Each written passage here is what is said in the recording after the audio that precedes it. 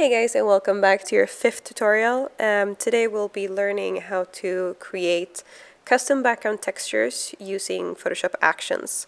For this, I'm going to go in and start up a new workspace. So just go into File and New.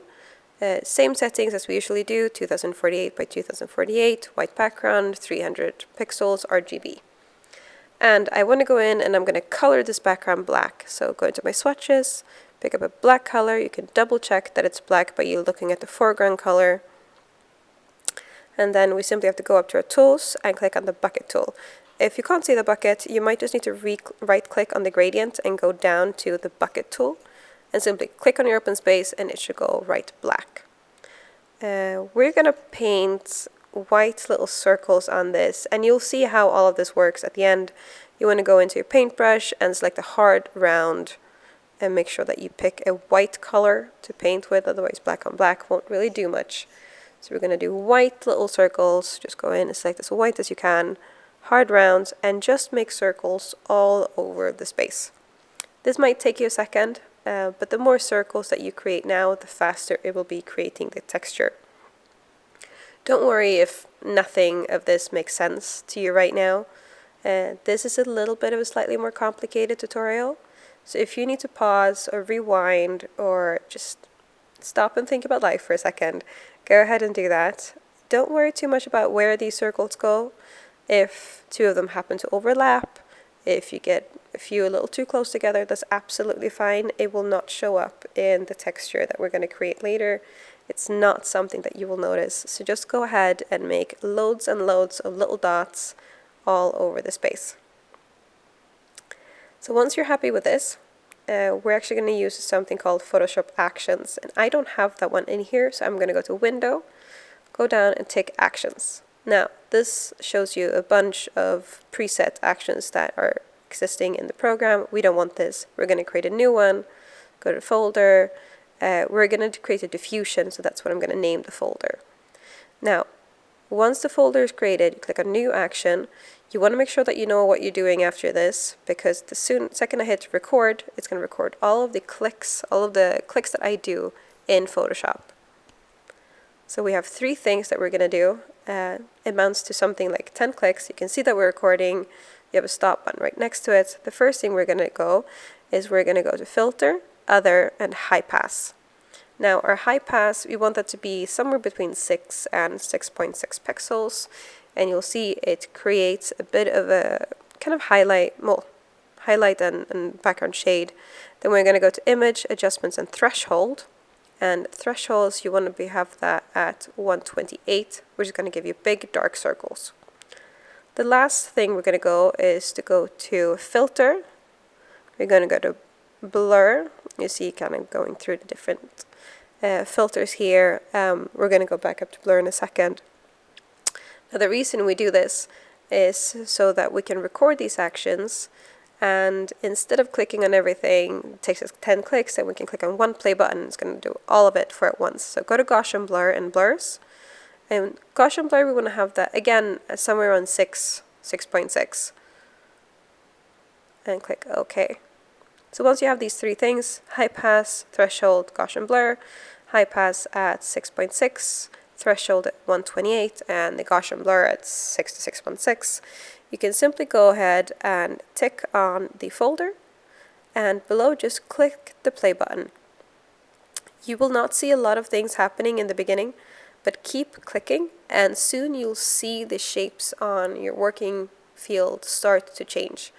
So all I want you to do is to keep clicking on this until the pattern fills the entire workspace. This might take you a second, so just go ahead and click, click, click, click, click, click, click.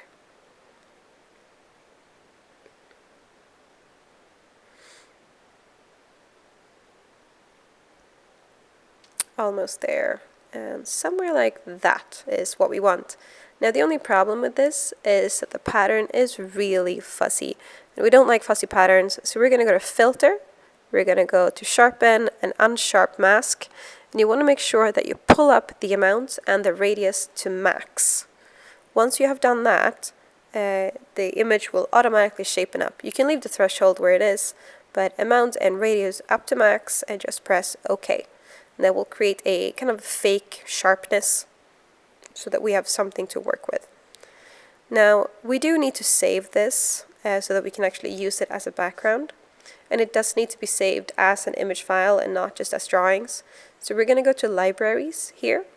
You see I've already done this once or twice before, so I have a few. And again, if you don't have libraries, go into Window and just tick the box. You won't have anything in here, so I'm just going to delete these really quick. This is what you'll see. You can click on the plus in the middle or the plus down below and just go to graphic. Because you only have one file in here, that graphic will automatically export into your libraries and it will be saved for all of the future projects that you will want to do so that you can use it as you wish. Now, if I want to use that as a background in here, I simply grab the file in libraries. I'm just going to make her a little bit smaller here because I think she's a little too prominent, but we can make edits like that later as well. So I am simply going to delete the current background. Just click on it and press the backspace. And I'm going to pull down the other background. So just take it and pull it down into your layers. You see it pops right in. Just press OK or hit enter. Now what I want to do is actually want to color this. I don't want this to be black and white. And for that I will need to create another layer. So I'm going to go to create a new layer. And you won't see this layer showing up. You can see the little PNG kind of images. But I'm going to just fill this with a color. So make sure that that layer is selected in your layers. Go and pick up your tool, eyedropper tool. I want to kind of match the color up to the person here. So I pick a color that I like. You can choose any color. And you see again in the foreground that that one is selected. So if you check the foreground colors and the background colors, go into your bucket tool. Make sure the layer is selected again and just go ahead and click with the bucket tool in the middle of the space and that will fill it up and you see it on the little icon as well. Now I don't want this color to completely mask the background, so I want to blend it. I want to go right click, blending options, and here in your blending options you can click in the drop down menu and you have loads of different options to choose from. I tend to favor the screen option. I think that looks really good and it's easy to work with. But go through them and see what you like. I'll just show you what a few of them looks like. I'm going to go back up to screen in a minute and select that. Just like so. I'm also probably going to pull down the opacity of this, but to do that I need to pull down the opacity of the background and not just the color because that won't really do much for us. So go back to your background. I'm going to pull down the opacity. Just because I don't want it to be too prominent, because I feel like we're looking only at the background now and not at her.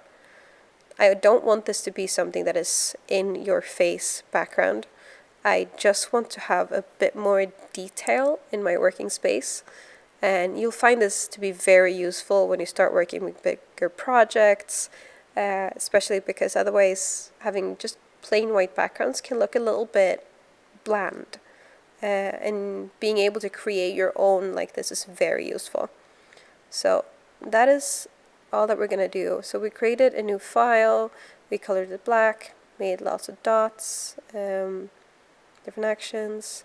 I'm just going to go ahead and I'm going to create another one. So we're going to play around with this a little bit.